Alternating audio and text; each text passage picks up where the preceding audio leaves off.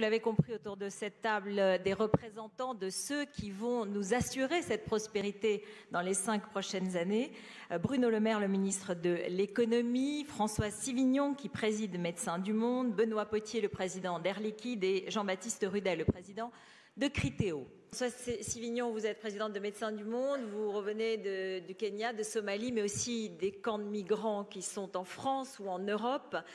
Lorsque vous entendez parler, et y compris les chefs d'entreprise que vous entendez parler, le politique au sens large que vous avez entendu parler, de la prospérité française, est-ce que vous vous dites, oui, ils comprennent la situation, ils sont raccords avec ce qui se passe, ou au contraire, non, ça ne va pas, la prospérité française ou européenne, elle ne peut pas être complète s'il n'y a pas le regard que nous, associations, nous portons. Bonjour et merci beaucoup de cette opportunité. En assistant à vos rencontres, je me disais que c'est des champs et d'expertise qui ne se croisent pas souvent et je trouve qu'on devrait le faire plus souvent. Voilà, ça c'est ma première remarque. Ensuite, oui, c'est un peu compliqué de parler d'activité humanitaire et de prospérité. C'est un peu compliqué, et notamment en France, puisque le sujet était quand même la France. Il se trouve que, si on prend l'exemple de Médecins du Monde, c'est la première fois depuis l'existence de Médecins du Monde qu'on a mis en place des activités dites humanitaires, c'est-à-dire issues de nos terrains d'urgence, quelque part, en France. Donc ça, quelque part, c'est pas de la prospérité. On ne peut pas étiqueter ça prospérité. On a fait la même chose en Europe. Donc, voilà, cette crise politique en Europe, elle est venue percuter, évidemment, les personnes elles-mêmes, elle est venue percuter nos activités et les activités de quasiment toutes les organisations humanitaires. Donc ça, c'est un sujet, il va falloir le prendre à bras-le-corps. Je me retourne vers Monsieur le Ministre pour cette opportunité, effectivement, de dire la migration, puis après je passerai à un autre point, c'est pas un phénomène partiel, etc. Enfin, nous, on le voit sur nos terrains et les gens nous parlent. Le XXIe siècle, il sera, et comme on l'a beaucoup dit ici, c'est un siècle de mobilité. On est dans la mobilité, donc les personnes ne peuvent pas bouger, notamment celles qui ont, sur le territoire français, des droits fondamentaux. Il est de la responsabilité d'État de protéger les exilés, pour certains, donc ceux qui ont droit à l'asile, et on a 10 000 mineurs non accompagnés. C'est vrai qu'il fallait que je partage ce chiffre avec vous sur le territoire français. Ils doivent relever de la responsabilité, de la protection de l'État et de l'aide sociale à l'enfance. Ça, c'est mon premier point.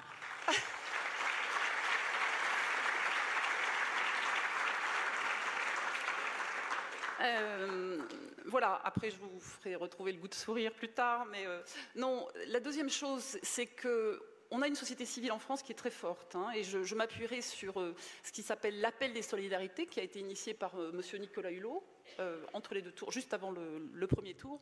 C'est 350 organisations de la société civile dans toute leur diversité qui ont fait 400 propositions. Donc ça, on ne s'arrêtera pas d'interpeller l'État, de demander des choses parce que les dysfonctionnements, on les connaît, les conditions des gens, on les connaît. Donc je pense qu'il y a un moment où cette articulation, elle se fait, mais il faut qu'elle se fasse de façon plus proactive quelque part parce qu'on a vraiment des choses à dire et de vraies propositions. Ça, c'est mon deuxième point. Le troisième, c'est que comme tous les secteurs, le secteur humanitaire bouge énormément. Alors on a toujours une étiquette un peu romantique quand on rentre de certains terrains. C'est plus exactement ça. En fait, on a à côté de nous, on accompagne des acteurs du Sud qui ont l'intention de devenir puissants. Et la puissance, c'est en termes d'interpellation de leurs propres États, mais aussi une puissance en termes financiers. Il se trouve que pour l'instant, sur les milliards d'aides internationales, 2 minutes.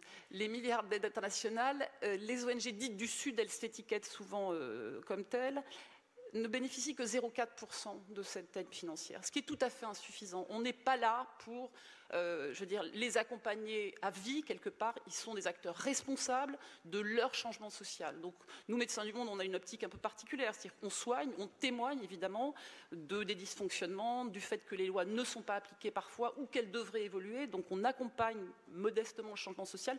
Mais sur place, les personnes qu'on accompagne à l'international, ils ont la même démarche que nous. Et véritablement, cette société civile, elle est très visible. Juste un mot sur ce qui s'est appelé le premier sommet humanitaire mondial qui a eu lieu à Istanbul. Ils ont revendiqué ça très très fortement. Et il faut vraiment les écouter parce que comme nous ici en France, ils auront des propositions à faire dans leur propre pays et ils seront les acteurs de leur propre changement.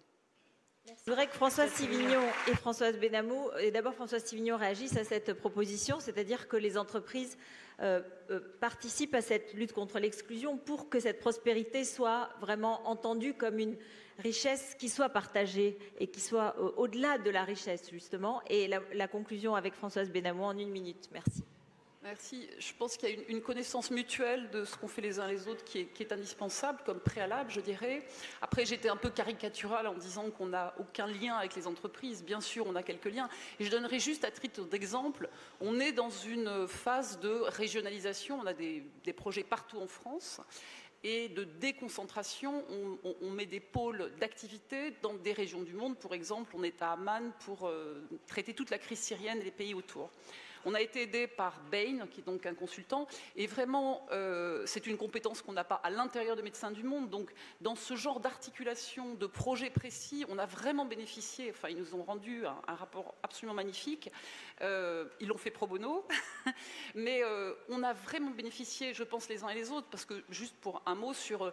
ils ont trouvé du sens à ce qu'ils venaient faire à Médecins du Monde, et nous, on a évidemment trouvé du sens à ce qu'ils nous apportaient. Voilà. Merci. Françoise Benamou, pour peut-être un petit peu conclure cette session avant la déclaration finale du Cercle des économistes. Alors, très très vite, moi je me disais en écoutant chacun que peut-être on aurait pu intituler cette session « Transformer le souhaitable en possible ». Alors, avec 4 préconisations que j'ai retenues, bien sûr, parmi d'autres, agir vite et en européen en créant le bon environnement économique. Deuxième point, face aux GAFA, créer un statut d'entreprise européenne, favoriser véritablement l'innovation au niveau européen. Le troisième point, Bruno Potier nous disait il faut regarder les fonds marins plutôt que les vagues. Je l'ai traduit en ne pas naviguer à vue et dans des domaines cruciaux comme l'environnement, la santé, le vieillissement et le digital. Et puis enfin, merci à Françoise Sivignon de nous avoir rappelé la place de l'humanitaire et de nous avoir donné le sentiment que ça n'était pas seulement l'affaire des humanitaires, mais de nous tous qui sommes ici. Merci.